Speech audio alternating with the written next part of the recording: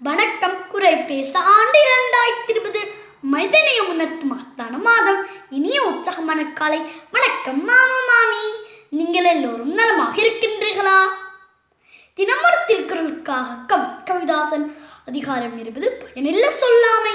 குறள் 193. திருக்குறள் படைப்பு 196. நயனிலன் என்பது சொல்லும் பயனில பாரித்துரைக்கும் முறை. நயனிலன் என்பது சொல்லும் பயனில பாரித்துரைக்கும் ஊரை.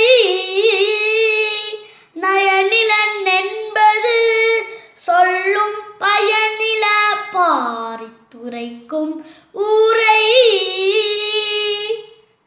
நம் வள்ளுவர் தாத்தா இந்த குறள் மூலம் என்ன கூறுகிறார் என்றால், அதாவது பயனற்ற சொற்களை விரித்து பேசும் ஒருவரின் பேச்சு அவர் சிறப்பற்றவர் என்பதை காட்டிவிடுமா என்று என் தாத்தா சென்னா போதகர் அவர்கள் இந்த குறள் மூலம் கூறுகிறார்.